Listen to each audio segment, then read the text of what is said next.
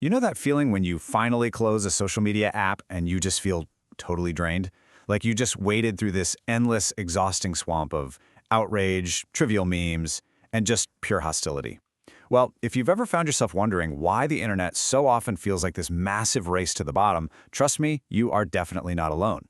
But the really wild part, the diagnosis for this modern digital fatigue, it doesn't actually start in Silicon Valley.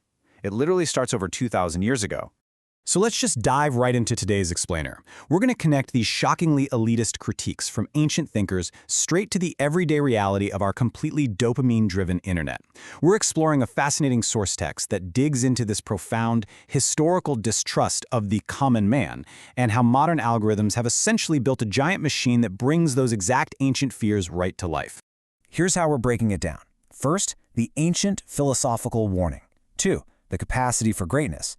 3, unleashing the common mind. Then we hit 4, the algorithm of mediocrity, followed by 5, the death of expertise. And finally, 6, seeking the sublime today. Let's get into it.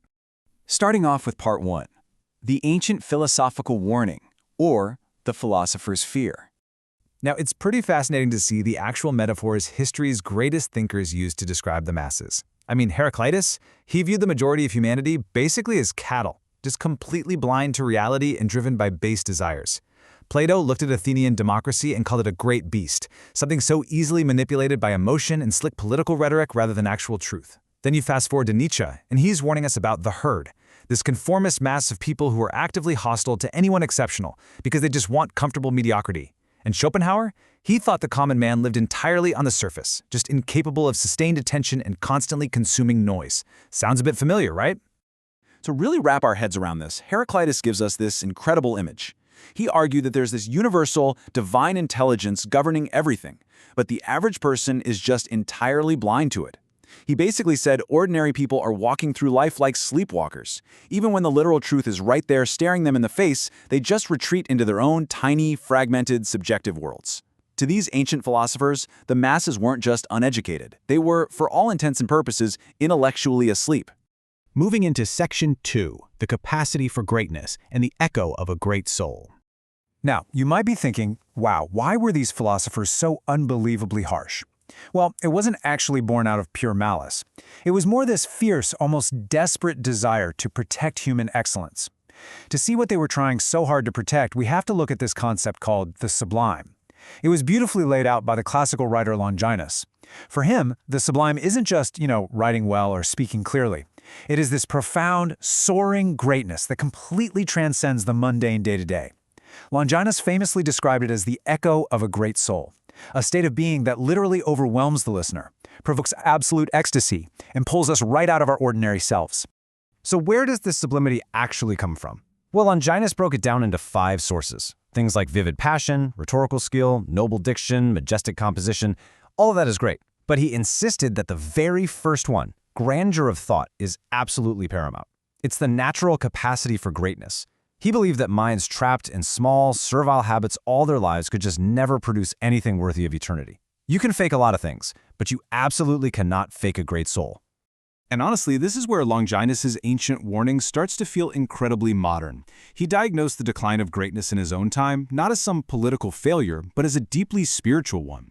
He warned that being consumed by materialism, which, hey, I'm sure we know absolutely nothing about today, right? Literally starves the soul. By focusing purely on what's useful, what's instantly pleasurable, and what's trivial, the common mind basically chains itself to the ground. It prevents itself from ever reaching for those heights of the sublime. Okay, let's jump to section 3, unleashing the common mind and the end of gatekeepers. So our source text points out that for centuries, the common man, as those philosophers defined him, didn't really produce culture. He just consumed it. This was the age of gatekeepers. You had editors, publishers, scholars. And look, as flawed as they were, they provided a filter. Those high barriers to entry meant that generally excellence and nuance were prioritized. But then, social media happens. It completely upended the world by collapsing every single one of those old barriers. We entered the age of the algorithm. With 0 barriers to entry, anyone can publish anything instantly. The historically silent masses suddenly found a massive megaphone. But here's the catch. The platforms they're using aren't designed to elevate human thought. They are explicitly designed to amplify viral emotion and the absolute lowest common denominator. Which brings us right to Section 4, the algorithm of mediocrity and the dopamine economy. Let's walk through this dopamine economy feedback loop, because it's pretty wild. First, a user posts something, usually simple, maybe highly sensational. Next, the platform's algorithm, which frankly doesn't care at all about truth or beauty, amplifies that post to the moon just to maximize engagement. Then, the user gets this massive dopamine hit from all those likes, shares, and retweets. So what happens next? Human nature takes over. That user is perfectly trained to produce more of the exact same trivial content just to chase that next hit of validation. It's just a relentless loop that actively rewards superficiality. And when you look at what actually drives engagement on social media, the massive disparity is staggering. We're talking engagement scores where screaming headlines and sheer outrage are hitting 95 out of 100. Simple memes and scandals? They're right up there at 85. But a nuanced argument or a careful, thoughtful analysis? That barely scrapes a 15.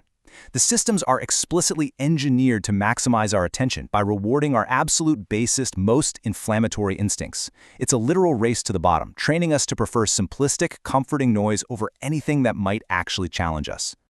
All of this logically leads us to Section 5, the death of expertise and the decline of nuance.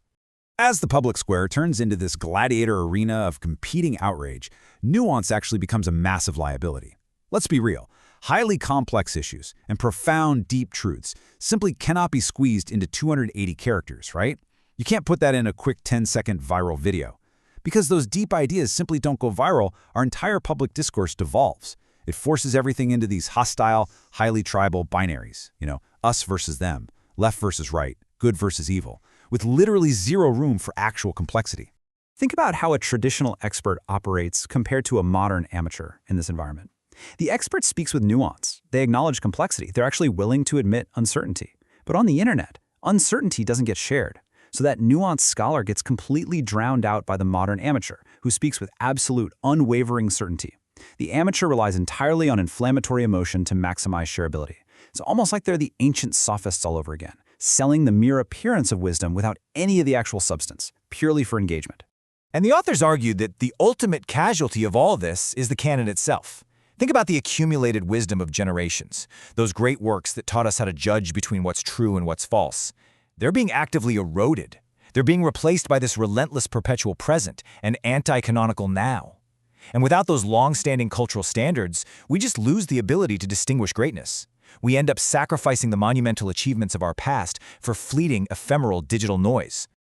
Finally, we reach Section 6, Seeking the Sublime Today and How the Great Soul Retreats. So, if the ancient thinkers were right, that giving power to mediocrity would kind of upend civilization, where on earth does that leave us today? Well, we have to recognize that the internet absolutely did not create a true democracy of ideas. Hierarchies haven't disappeared, they've just completely shifted. We've created a new aristocracy of the algorithm. The people at the top, they aren't there because of merit or their intellect or the greatness of their souls. They're at the top because they are the absolute best at gaming the system and driving raw engagement. Basically, we traded an aristocracy of the mind for an aristocracy of clicks. But here's the good news. The sublime does not completely disappear. Longinus actually hit the nail on the head when he said that while we so easily grasp what's useful or necessary, we naturally admire what passes our understanding. The sublime simply retreats underground. It's just waiting there. It waits for those individuals who refuse to be satisfied with the shallow, rapid streams of viral content. People who still crave the depths of the ocean. That capacity to wonder, to transcend the mundane, it is absolutely still within us if we just choose to cultivate it. So I'll leave you with this final thought. The algorithm is literally built to feed you noise, outrage, and comfortable mediocrity. But you still have a choice. When you close your apps today, really ask yourself, are you merely feeding the algorithm, or are you actually cultivating the greatness of your own mind? Ultimately, will you settle for the noise, or will you seek the sublime?